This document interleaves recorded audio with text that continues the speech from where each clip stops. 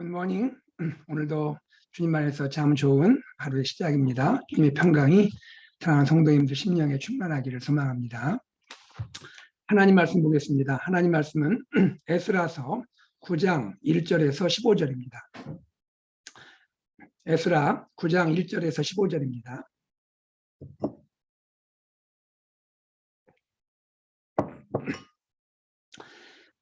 이일 후에 방백들이 내게 나와 이르되 이스라엘 백성과 제사장들과 레위 사람들이 이 땅 백성들에게서 떠나지 아니하고 가나안 사람들과 헷 사람들과 브리스 사람들과 여부스 사람들과 암몬 사람들과 모압 사람들과 애굽 사람들과 아모리 사람들의 가증한 일을 행하여 그들의 딸을 맞이하여 아내와 며느리로 삼아 거룩한 자손이 그 지방 사람들과 서로 섞이게 하는데 방백들과 고관들이 이 죄에 더욱 으뜸이 되었다 하는지라.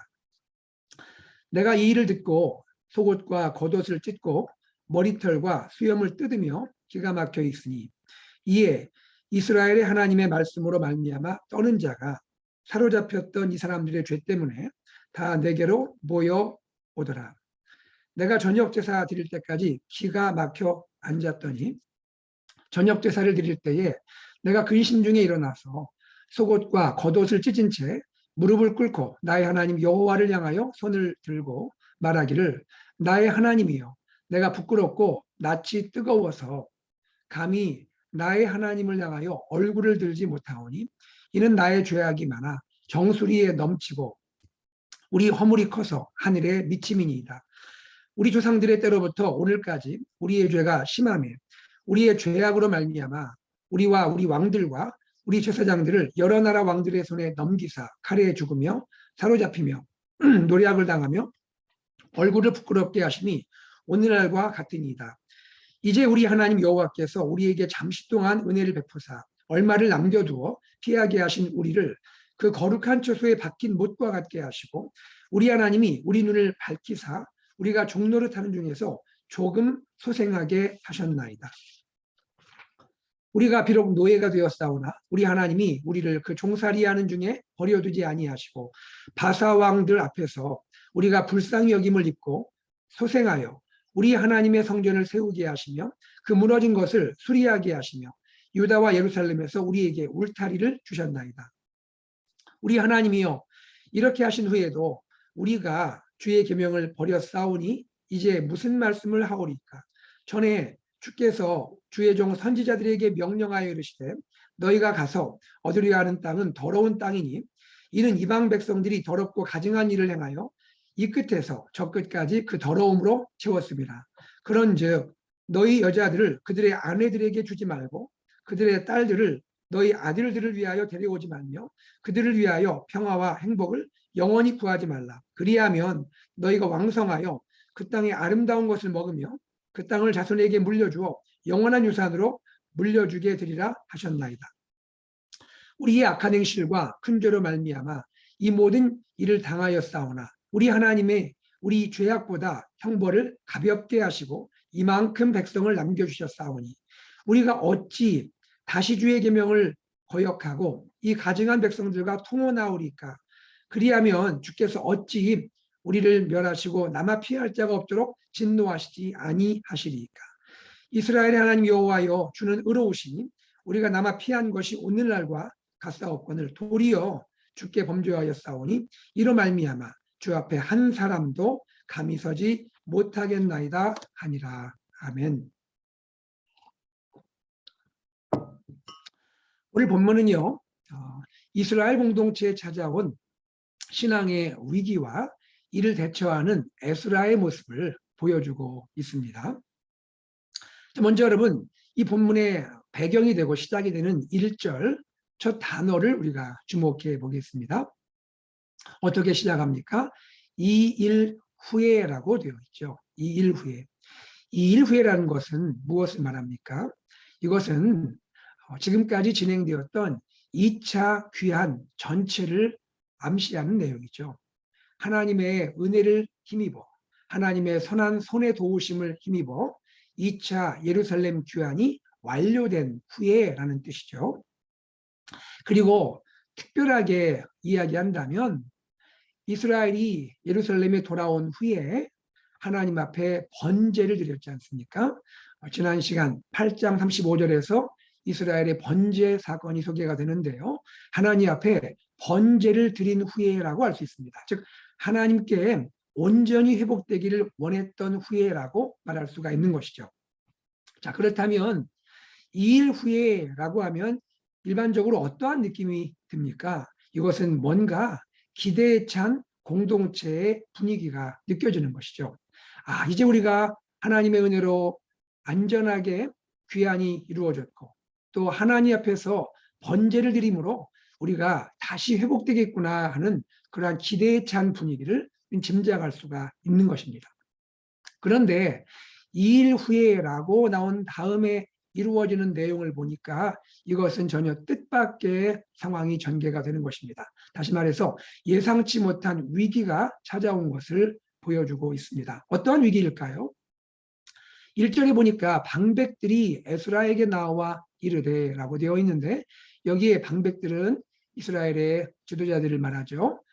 에스라에게 나와 이르되, 여기 이르되라는 내용이 1절과 2절에 소개되고 있는데 여기 이르되라는 말은 다시 말하면 고발하였다라는 뜻입니다. 에스라에게 나와 지도자들이 고발을 하고 있는 내용을 보여주고 있습니다. 어떤 내용을 고발할까요? 왜 갑자기 고발을 하는 분위기가 연출이 되는 것입니까? 그것은 무엇입니까? 그것은 이스라엘 백성들이 이방인들과 통혼, 즉 결혼을 했다라는 내용입니다. 1절, 2절 내용을 보시면 특별히 2절에 이러한 내용이 나오죠.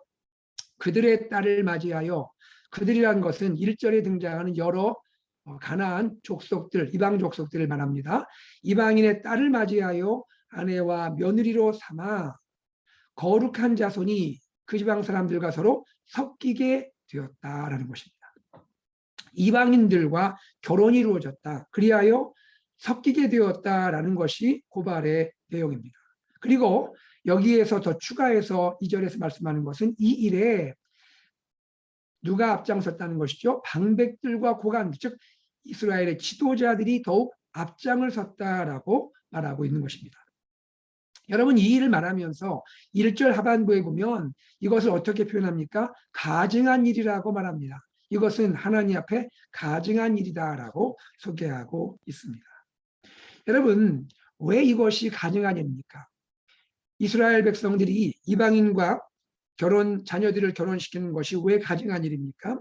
그것은 결혼 자체라기보다도 결혼으로 인해서 이루어지는 신앙의 배교를 말하고 있는 것이죠. 이스라엘 백성은 하나님께 구별되어서 여호와 신앙으로 살기 위해서 하나님이 택한 백성 아닙니까? 그런데 이 결혼을 통해서 그들이 여호와 하나님의 신앙을 버리고 이방의 세속적인 그러한 삶으로 돌아가게 될 것을 보여주는 신앙의 배교, 이것이 하나님 앞에 가증한 일이었다라고 말하고 있는 것이죠.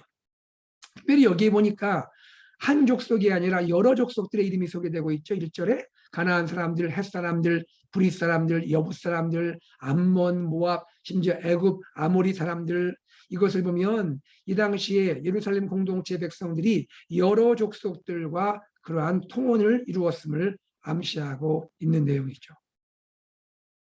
여러분, 여기에서 그럼 우리는 한 가지 질문하게 됩니다.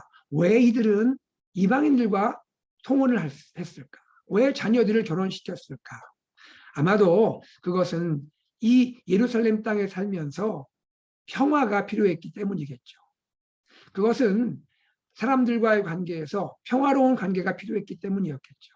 그런데 그것을 하나님이 미워하시는 이방인과의 자녀들 결혼을 통해서 이루고자 했다는 것입니다. 인위적인 평화를 추구했던 것이죠. 상황은 이해됩니다. 그 땅에서 이방인들이 많이 있고 그들과 좋은 관계를, 평화를 유지하고 싶은 마음은 이해가 되는데 하나님이 미워하시는 방법을 통하여 그것을 추구했다는 것이죠. 여러분, 이들은 인위적인 방법으로 평화를 추구하기 전에 하나님께 도움을 구해야 했던 것이죠. 지금까지 함께 하신 하나님, 하나님 이방인과의 관계에도 하나님이 은혜를 주십시오 라면서 하나님께 기도하며 하나님이 허락하실 평화를 구했어야 하는데 인간적인 방법으로 그것도 하나님이 아주 가증히 여기는 방법으로 자기들의 평화를 추구하지 않았을까 생각을 하게 되는 것입니다. 여러분, 그러면 누가 특별히 이 일을 주도해서 했을까요? 에스라와 함께한 2차 귀환자들이 이 일을 행했을까요? 그렇지는 않아 보입니다. 그들은 온 지 얼마 안 되는 아주 헌신된 자들이 아닙니까? 추측하기에는 이들보다는 1차 귀환자들 중에 일어나지 않았을까? 이미 1차 귀환하고 80년의 세월이 지나지 않았습니까? 그러다 보니 신앙의 여러 가지 위기와 신앙의 그러한 약함이 나타나지 않았을까 생각하는 것이죠. 그리고 그 땅에 처음부터 남아있던 자들, 포로로 끌려가지 않고 남아있던 자들 중에 이러한 일이 있지 않았을까 생각을 하게 되는 것입니다. 자, 어쨌든 그렇다면 이것은 무엇을 보여주는 것입니까? 여러분, 조금 전에 말씀드렸죠. 이스라엘 백성이 하나님 앞에 번제를 드렸다 하지 않습니까? 그러면 이것은 무엇을 의미합니까? 번제를 드렸던 이스라엘 백성들 가운데 어떤 자들이 있었다는 말입니까? 하나님께 번제를 드리지만 그 실상은 하나님이 미워하는 일을 하는 가운데 하나님께 제사를 드렸다는 이야기가 되는 것이죠. 하나님께 번제를 드리러 나갔는데 그들의 겉모습만 하나님께 제사를 드리고 번제를 드렸을 뿐, 오늘날로 말하면 겉모습만 하나님께 예배를 드렸을 뿐 그들의 실상은 하나님이 미워하는 죄 가운데 있었다라는 것을 보여주고 있는 것입니다. 여러분, 이것은 참 정말 신앙의 위기라 하지 않을 수가 없죠. 내 마음은 죄 가운데 있는데 우리 공동체 가운데 여전히 죄가 있는데 겉모습만 제사자로 하나님께 나가서 하나님께 번제를 드렸다는 것은 얼마나 큰 문제가 되는 것입니까? 이것은 오늘 우리에게도 해당이 될 수 있겠죠. 하나님께 나아가 예배하는 것 얼마나 귀하고 소중한 일입니까?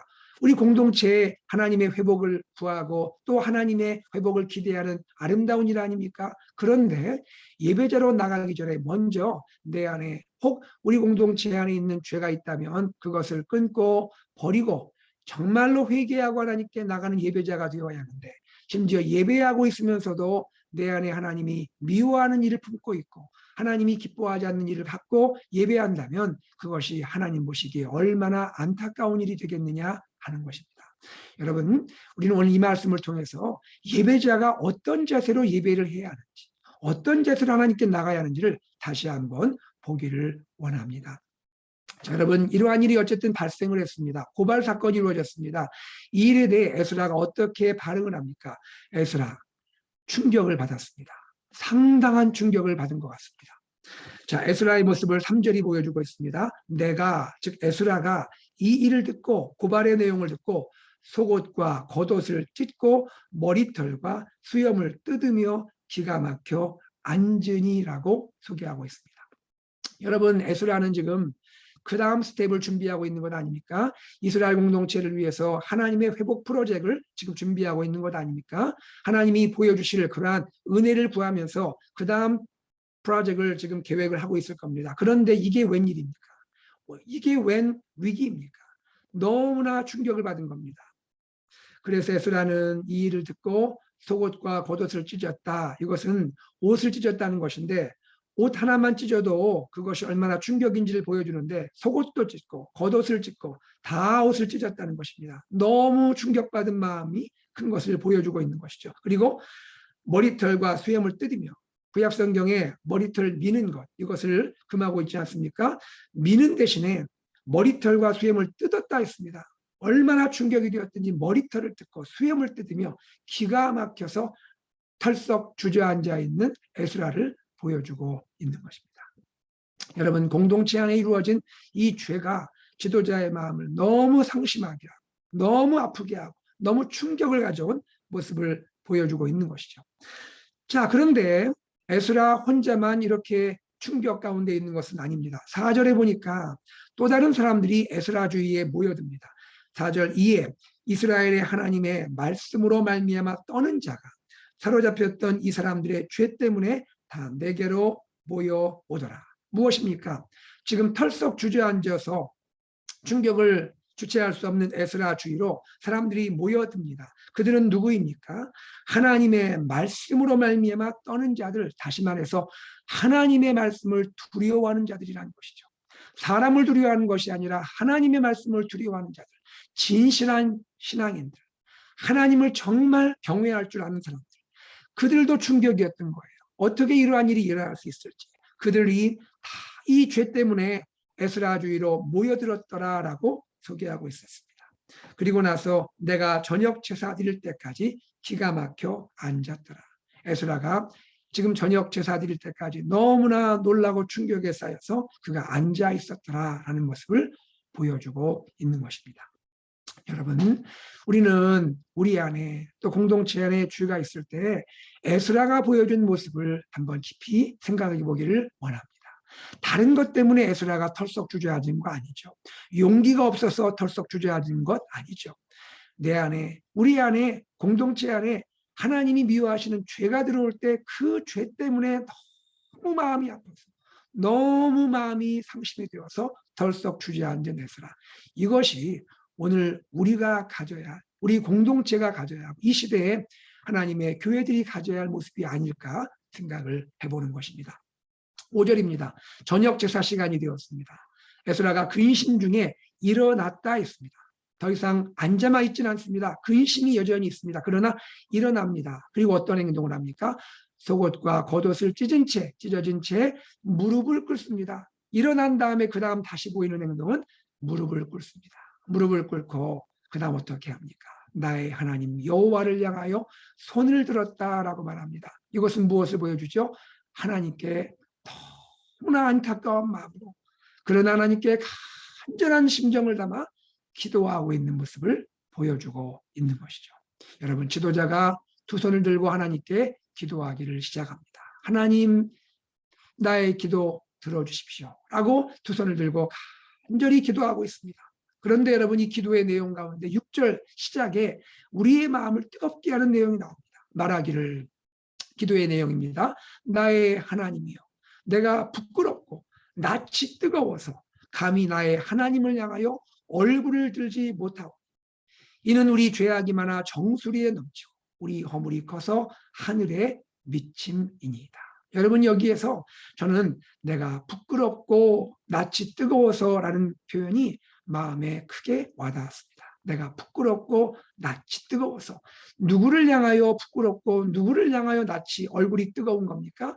하나님을 향하여 낯이 뜨거운 것이죠. 하나님을 향하여 부끄러웠던 것이죠. 여러분, 어제 말씀 기억나십니까? 에스라는 그가 아닥사스다 왕에게 부끄러움을 보이지 않기 위해서 얼마나 노력했습니까? 인간의 왕, 사람의 왕에게는 결코 부끄럽지 않기 위해서 그가 금식을 하며 하나님께만 의지했던 자가 아닙니까? 그런데 지금 그가 부끄러워하고 있습니다. 사람 앞에서 부끄러워하는 것 아닙니다. 왕 앞에서 부끄러워하는 것 아닙니다. 누구 앞에서 부끄러워합니까? 하나님 앞에서 부끄러워하고 있습니다. 하나님 앞에서 부끄러워하는 에스라. 사람에게는 부끄러워하지 않지만 하나님 앞에 너무 부끄러운 거예요. 낯이 뜨겁습니다. 하나님, 우리가 어찌 이런 죄악을 다시 행할 수가 있다는 것입니까?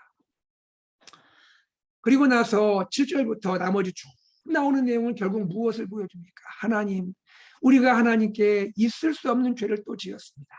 하나님, 역사를 돌아보기 원합니다. 우리 조상들이 왜 예루살렘에서 멸망했습니까? 왜 우리가 바벨론으로 포로로 끌려갔습니까? 죄악 때문이 아니었습니까? 그리고 그 죄악의 한복판에 무엇이 있었습니까? 하나님이 그렇게 하지 말라고 금지했던 이방인과의 결혼을 하지 않았습니까?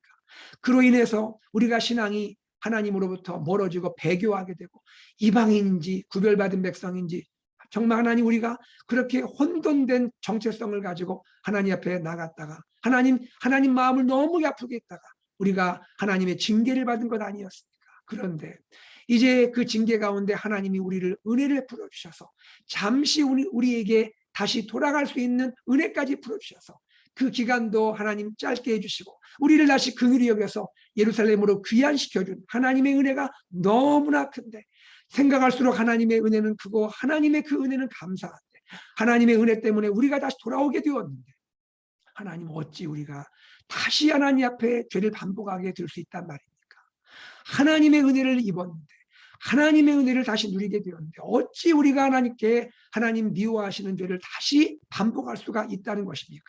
하나님 너무나 죄송합니다. 너무나 하나님 앞에 설 수가 없는 나의 마음입니다 하면서 그가 하나님 앞에 통회하는 모습을 보여주고 있는 것입니다. 그러면서 그가 결국 마지막 보인 것은 무엇입니까? 하나님 이런 죄를 짓고 보니 우리가 어찌 하나님 앞에서 살아남을 수가 있겠습니까? 우리가 어찌 하나님 앞에서 살아남을 수가 있겠습니까? 하나님 있을 수가 없는 죄를 지었습니다. 하나님 어떻게 하면 좋습니까? 하면서 그가 나아가고 있는 것이죠.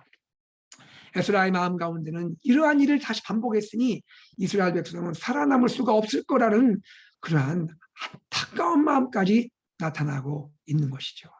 바로 이것이 에스라 지도자가 보여주는 마음인 것입니다. 여러분, 하나님은 결국 무엇을 원하시는 겁니까? 에스라가 안타까워하는 것처럼 이스라엘 백성은 결국 다시 멸망되었습니까? 그렇지 않지요. 하나님은 그들을 회복시켜 주십니다. 그러나 하나님은 에스라를 귀히 보시는 것이죠. 그의 마음을 귀히 받으시는 것이죠. 예전에 모세가 이스라엘 백성을 위하여 하나님께 하나님 살려주십시오 라고 기도했던 그 내용과 맥이 닿지 않습니까? 여러분, 에스라의 기도를 하나님은 기뻐하셨던 것이죠. 에스라가 하나님께 간절히 기도하면서 하나님 결국 이 백성을 살려주십시오 라는 마음을 전한 것이 아닙니까? 그것이 하나님 에스라의 마음이 아니겠습니까? 하나님이 에스라의 마음을 받아주신 것이죠. 저는 여러분 여기에서 한 가지 놀라운 하나님의 은혜를 보게 됩니다. 여러분, 희망이 결국 주어지는데요. 결과적으로 희망은 어디에서부터 시작이 됩니까? 그것은 하나님 앞에 부끄러워하는 모습, 하나님 앞에 낯이 뜨거운 모습, 바로 그것이 희망의 전주곡이 아닙니까? 저는 이렇게 기록을 했습니다. 하나님 앞에 진실로 참회하는 것이 하나님께 회개하고 하나님께 회복되어지는 전주곡이다라고 써보았습니다. 여러분, 우리의 희망은 인간적인 노력이 아닙니다. 인간적인 어떤 계획이 아닙니다. 인간적인 프로젝트 자체가 아닙니다. 무엇이 우리의 희망입니까? 무엇이 희망의 전주곡입니까? 내 마음을 하나님께 진정으로 드리는 것이죠. 하나님께 진정으로 나의 죄 때문에 우리 공동체이기 때문에 부끄러워하고 낯이 뜨거워지는 그 모습, 그것이 지도자가 가져야 할 모습이고 백성들이 함께 가져야 할 모습인 것이죠. 그 모습으로 나아가기만 한다면 은혜로우신 하나님은 우리의 마음 받으시고 우리의 죄도 사하시고 하나님이 진정으로 원하는 공동체 회복, 나의 회복을 주실 줄로 믿습니다. 사랑하는 여러분, 참회하는 것이 희망의 전주곡입니다. 정말로 죄로 인하여 내가 마음이 아파하고 우리 가정의 죄 때문에 내가 하나님께 앞으로 나아가고 우리 공동체 때문에 통회하는 마음으로 나갈 때 그것이 저 사람의 죄, 그들의 죄라고 말하지 않고 우리의 죄라고 말하고 있고 나의 죄라고 말하고 있고 이렇게 내가 끌어안고 나의 죄라고 인정하면서 주님께 나가는 모습이 우리 안에 있을 때 하나님이 우리 공동체, 우리 가정, 나의 모습을 회복시켜 주실 줄로 믿습니다.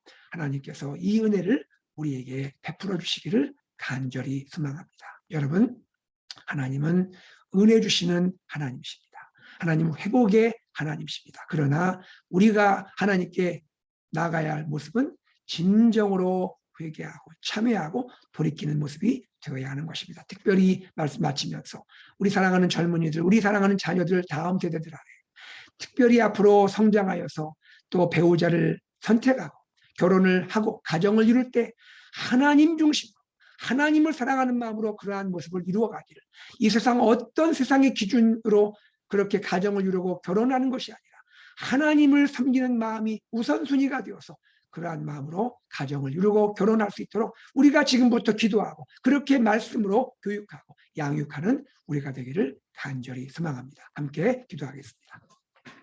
하나님 아버지, 주님의 은혜를 감사합니다. 오늘도 주의 말씀 들려주시고 하나님 우리가 말씀 가운데 깨닫고 주님께 나가게 하심을 감사합니다. 하나님 에스라의 마음 우리의 마음 되게 하시고 진정으로 하나님의 일을 감당하기 전에 먼저 하나님 내 안에 죄를 보게 해주시고 우리 안에 죄를 보게 하시고 하나님 그리하여 깨닫고 진실로 통회하며 주님께 나가 하나님의 은혜와 회복을 경험하며 우리가 믿음으로 설 수 있게 하여 주시옵소서. 우리 자녀들과 다음 세대, 우리 젊은이들 축복하여 주시고 하나님의 믿음으로 삶을 살아가게 하여 주옵소서. 주 예수 그리스도 이름으로 기도드리옵나이다. 아멘. 말씀을 기억하면서 이 시간 기도하기를 원합니다. 하나님 앞에 하나님 나의 믿음, 우리 가정, 우리 사랑하는 자녀, 다음 세대, 우리 공동체 믿음이 말씀 위에 하나님 기뻐하는 모습으로 서게 하여 주옵소서. 기도하시기 바랍니다. AKBC 비전, 예수 산책 비전, 말씀 공동체, 제자 공동체, 미셔널 공동체를 향하여 나아가게 하여 주옵소서. 교회를 섬기는 모든 리더들과 또 하나님 모든 섬기는 분들에게 축복하여 주옵소서. 기도하시기 바랍니다.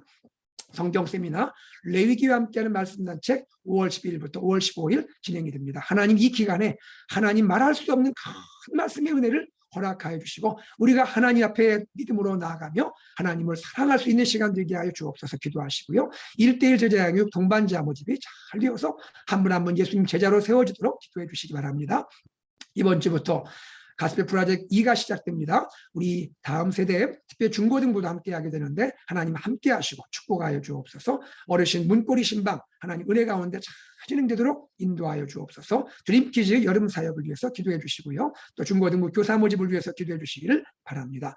그리고 우리 러시아 윤미경 선교사님 선교를 위해서 기도 부탁드립니다. 마지막으로 환우들을 위해서 기도해 주시고요. 유계선 집사님, 또 김상훈 집사님, 손효순 집사님, 찰스마스 성도님, 김규원 간사님, 조현철 집사님 주님께서 회복시켜 주시기를 위하여 기도해 주시고 특별히 오늘 오후 1시에 수술이 예정되어 있는 김영수 집사님 수술 가운데 주여 역사해 주시고 함께하여 주옵소서. 우리 함께 기도하고 일상으로 나아가겠습니다. 기도하겠습니다.